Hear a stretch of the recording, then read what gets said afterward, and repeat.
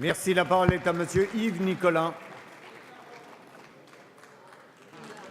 Merci, Monsieur le Président. Ma question s'adresse à vous, Monsieur le Premier ministre.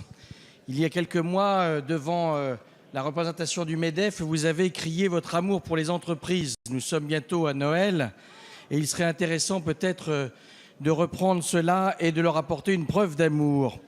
J'aimerais attirer votre attention sur le DUER, qui est le document unique d'évaluation des risques, qui dit notamment document unique, et qui complexifie une fois de plus la tâche de nos entreprises.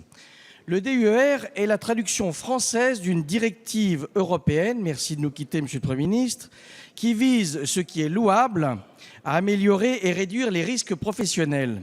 Je ne conteste pas et personne ne conteste l'enjeu, mais je conteste par contre la méthode qui crée une usine à gaz de plus, qui fait peser sur l'échelle d'entreprise une contravention de 5e classe avec possibilité de poursuite pénale.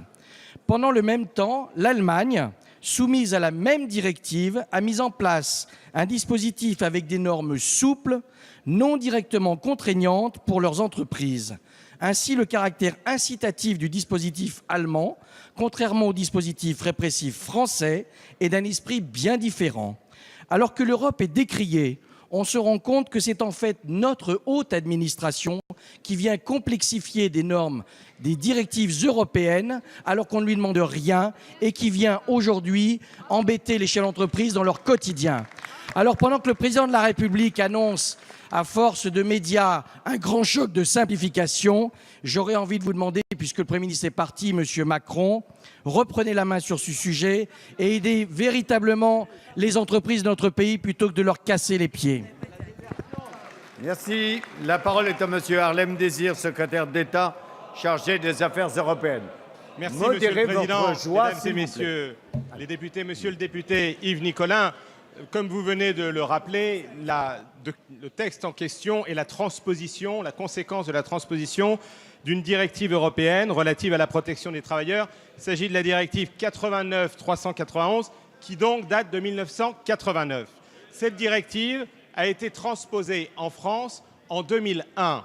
Elle porte sur un principe que je crois nous partageons tous. D'ailleurs, vous n'avez pas mis en cause le fond même de cette directive qui s'applique dans l'ensemble de l'Union européenne, qui est de faire une bonne évaluation des risques auxquels sont soumis les travailleurs, parce que c'est un élément fondamental de la santé au travail. Et il s'agit donc d'éviter la multiplication des accidents du travail. Il y en a énormément en Europe et ils ont été considérés comme justifiant de prendre des mesures de protection et les prendre d'une façon relativement harmonisée dans toute l'Europe, parce qu'il ne doit pas y avoir de dumping social, de concurrence déloyale sur la santé et sur les risques d'accidents au travail.